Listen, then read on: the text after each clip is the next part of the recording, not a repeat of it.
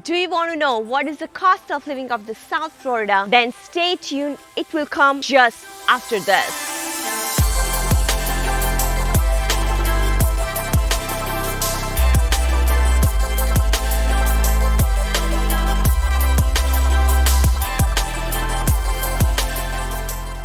Hey, this is Komal Acharya. I'm a luxury real estate agent in the South Florida. You want to know about the Florida? Then don't forget to subscribe my channel Living in Florida and hit this bell button.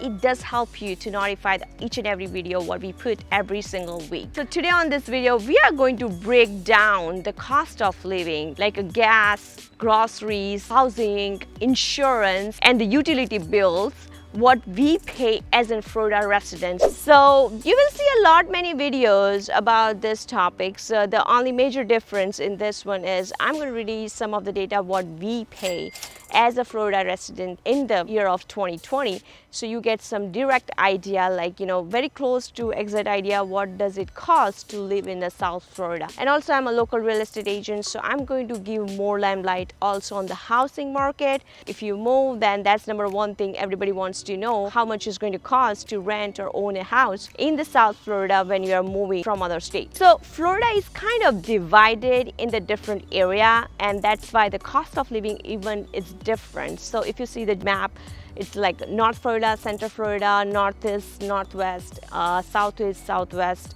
So it just depends what area you choose. It depends on the location, the cost of living will be. Some numbers are way different than the living in the North or Central or the South.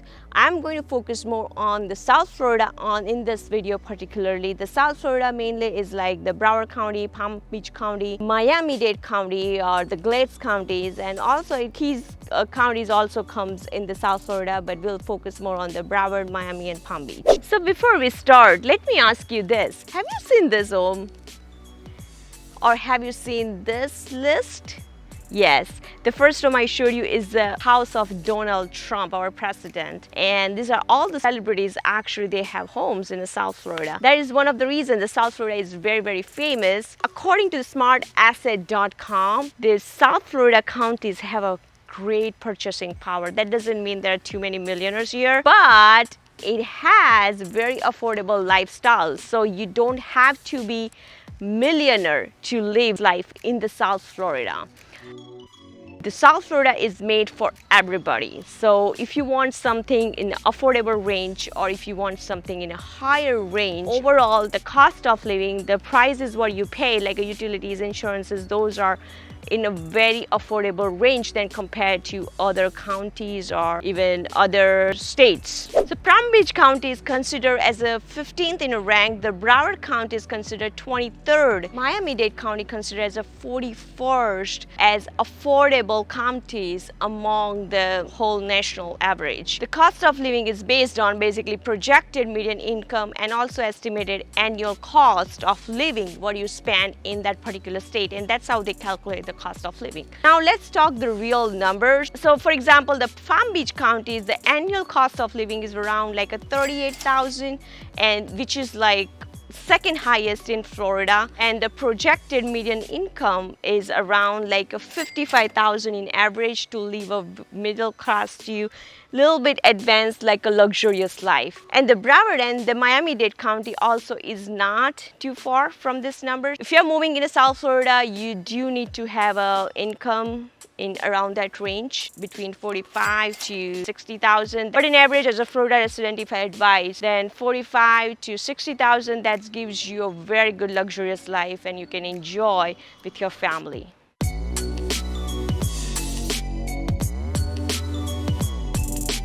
Now let's talk about some of the essential things. How much does it cost here? And that gets you some of the close to exact idea about the cost of living. So first of all is where you will lay your heads after all the working day. Yeah, that means let's talk about the housing market.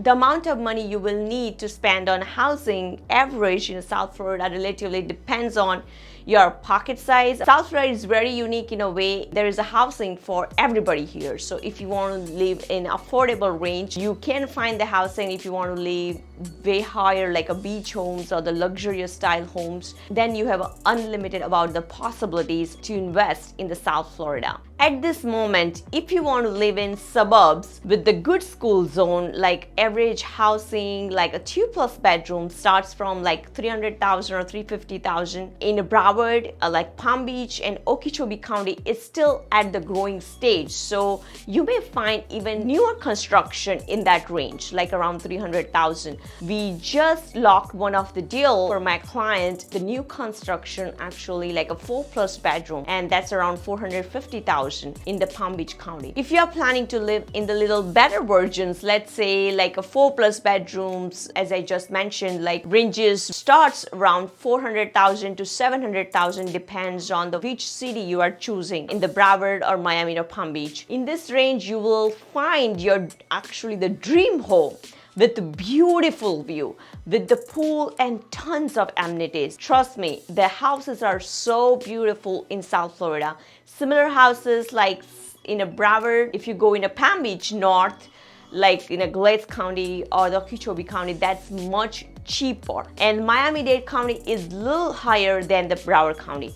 So it just depends on where you are choosing. There are many cities which offers great schools in the South Florida. The average new construction starts in a Broward County, in a good cities I'm talking about, let's say around 500 to 550,000. Most of the family loves to stay in Broward cities like Boca Raton, Weston, Coral Springs, Parkland, Davie, Plantation. So now next worry everybody has called the utility bills. Florida is known as a sunshine state. So as it names is all the time there is a sunshine throughout the year. You will always have a sunshine. So the maximum bill you will get is the air conditioner bill, because you do have to keep the AC on throughout the year. In summertime, we normally spend around $250 to $350 per month in the single story and 5-bedroom house. It's very normal. You see bills higher in the summertime in the Florida, but when you go in the wintertime, that ranges around $150 to $100 sometimes in the average living houses. But remember, you don't have to turn on the heater here any time of the year. So that's something you save from your electricity bills. Let's talk about the water bill. So the water bill comes around for us on average like $30 to $40 per person. And if you have a pool, then water bill goes a little bit higher in time of the year when you filling your pool with the fresh water. In a year, many times I've seen 2 or 3 times people try to fill in the pool and sometimes none. Like last year, we never fill in the pool, so there was no extra bills. But remember, when you fill in the pool, when you talk to the city, they do give you some break in the water bill. There are sprinkler system that also uses the water, because we have a very large lot surroundings, mostly in a single family homes. If you have a lake nearby, then lake water is used, so then you don't get the extra bill. But if you don't have a lake, then you expect a little bit more increase in the water bill because of the sprinklers. Now let's talk about some of the extra amenities probably you may have to pay. Depends on what kind of house you choose. If you have a pool, then you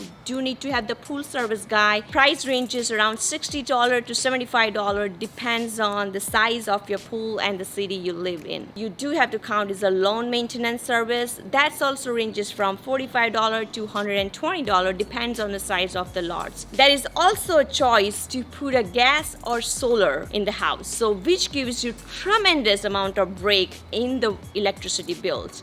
I've seen a lot of homeowners, if they are living more than 5 years in the house, they do invest in this extra services, like they convert the electricity to the gas. The solar can be used for the pool heating, for your washer dryer, for your electricity, or for whole house, or maybe partial house.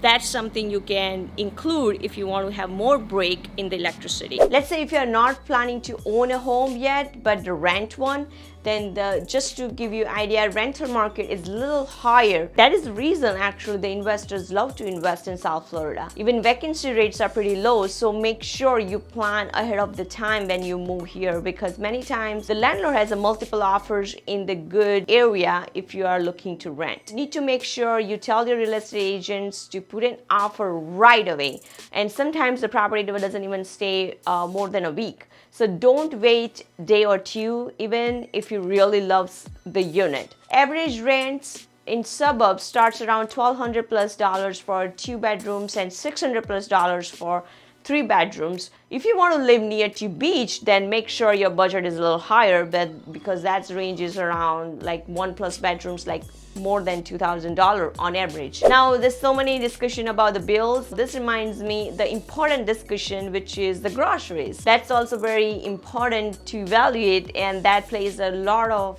big role when you are deciding about the cost of living. In average, groceries are very cheap in South Florida. Buying groceries in South Florida is not at all expensive.